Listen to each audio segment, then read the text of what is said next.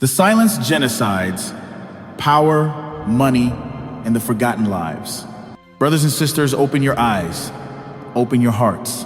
The world shows you glimpses of Gaza, fragments of truth forced through by independent voices, not by mainstream media.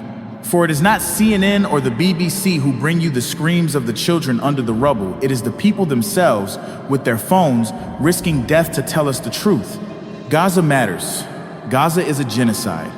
But Gaza is not alone. Why is Sudan not on your screens, where millions are deliberately starved, displaced, and bombed into silence?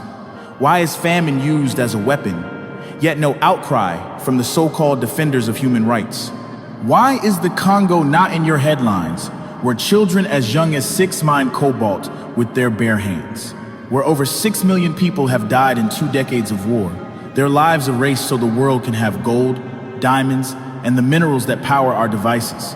Why do we not see Yemen, where the United Nations has called it the world's worst humanitarian crisis, where 80% of the population relies on food aid, where famine and cholera sweep across a nation bombed into rubble with weapons sold by the same nations who speak of peace? Why do we not see Ethiopia's Tigray region, where in recent years hundreds of thousands were killed and millions displaced in a brutal war, where hunger was weaponized, where entire communities were erased and the world looked away? Why do we not see Myanmar, where the Rohingya were driven from their homes, villages burned, women violated, and survivors left in endless refugee camps with no nation to call their own? And why do we not hear about Kashmir, where oppression continues under military occupation, voices silenced, children detained, people stripped of their dignity and their rights, yet the world stays quiet?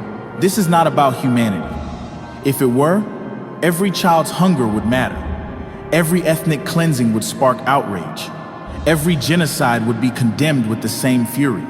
But it is not about humanity, it is about power, money, and control. Remember what General Wesley Clark revealed in 2007, a plan to take down 7 Muslim-majority countries in 5 years: Iraq, Syria, Lebanon, Libya, Somalia, Sudan, and Iran. This was not chance. This was not chaos. This was a roadmap for destabilization and control, written in advance. Look around, those nations lie in ruins, displaced, destabilized, their people scattered. And beyond them, Congo, Yemen, Tigray, Myanmar, Kashmir, all suffering in silence. And here are the facts. Sudan, over 24 million in urgent need, famine looming, millions displaced. Congo, over 6 million dead in the last 2 decades, millions displaced, armed groups funded by the thirst for minerals. Yemen, over 377,000 dead since 2015, half of them children under 5, not from bombs, but from hunger and disease. Tigray, Ethiopia, reports of 600,000 deaths during the 2020 to 2022 war. Famine and ethnic cleansing on a massive scale. Myanmar, Rohingya, over 700,000 driven into Bangladesh in 2017 alone, survivors living in squalid refugee camps. Kashmir, 70+ years of occupation, with tens of thousands killed and voices silenced under military rule. So I ask you again, why do we hear more about the price of oil than the price of blood? Why does cobalt matter more than Congolese lives?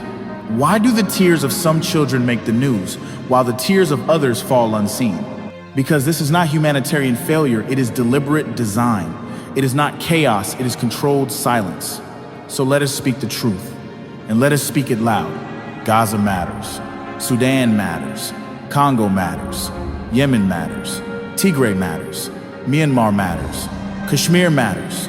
Humanity matters. If we only cry for those we are told to cry for, we are no longer human, we are puppets. It is time to break the silence. It is time to value human beings above oil, above gold, above borders, above the greed of empires.